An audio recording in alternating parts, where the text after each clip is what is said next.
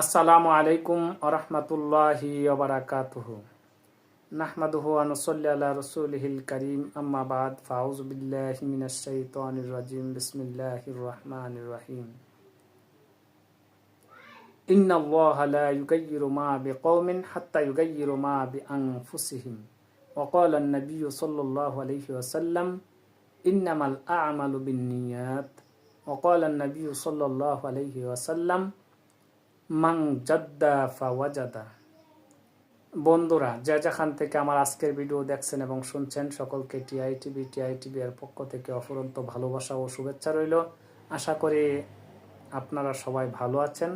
আলহামদুলিল্লাহ, আমরাও মহান আল্লাহর অশেষ কৃপায় ভালো আছি। বন্ধুরা, আমার আজকের আলোচ্য বিষয় হচ্ছে যারা 2024 সালে আলিম পরীক্ষার্থী, এরপর কলেজ থেকে ইন্টারমিডিয়েট পরীক্ষার্থী এবং কারিগরি শিক্ষা বোর্ড থেকে ইন্টারমিডিয়েট পরীক্ষার্থী, তাদের ব্যাপারে একটু আলোচনা করা, তাদেরকে একটু উৎসাহ উদ্দীপনা দেওয়া।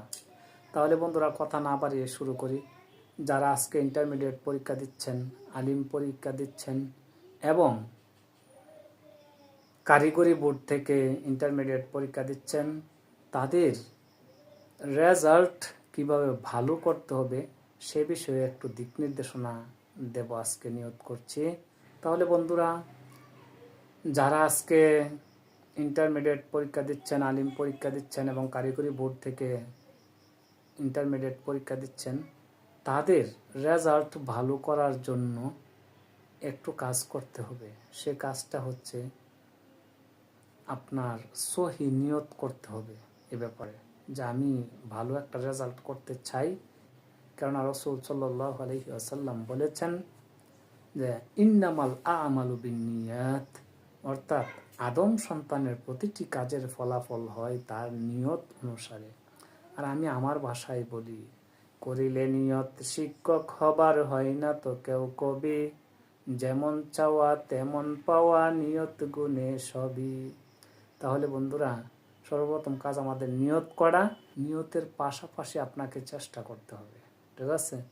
আপনি নিয়ত করলেন যে হ্যাঁ, আমি এই পরীক্ষায় প্লাস পাবো, বাট কোনো চেষ্টা করলেন না, আর মনে মনে ভাবলেন যে what is looted can not be blooded, আত্মাকদিরু লা ইয়ারুদ্দু, অর্থাৎ ভাগ্যের লিখন না যায় খণ্ডানো, যা হবার তো হবেই।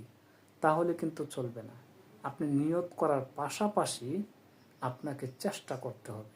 কারণ আল্লাহ রাসূল সাল্লাল্লাহু আলাইহি ওয়াসাল্লাম বলেছেন মান জাদ্দা ফাওয়াজাদা, অর্থাৎ যে চেষ্টা করে সে পায়।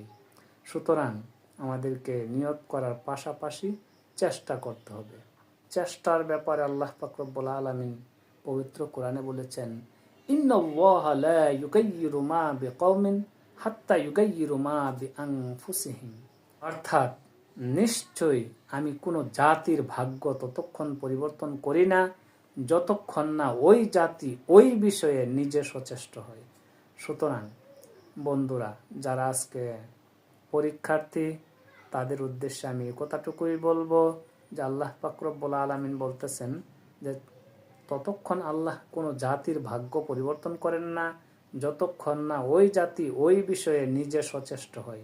সুতরাং আমাদের সামনে যে আসন্ন পরীক্ষা এবং যাদের কিছু পরীক্ষা চলছে আর যা বাকি আছে, তাতে আমরা নিজেদের চেষ্টা অব্যাহত রাখব।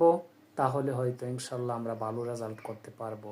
সাথে সাথে আমি আরেকটু কথা বলবো যে এটা আমার ছাত্র জীবনের একটা থিওরি, যে প্রত্যেকটা পরীক্ষায় ভালো করার পেছনে এটাও একটা ভালো লক্ষণ যে প্রত্যেকটা সাবজেক্টে হুবহু মানে সব নাম্বার আনসার করা।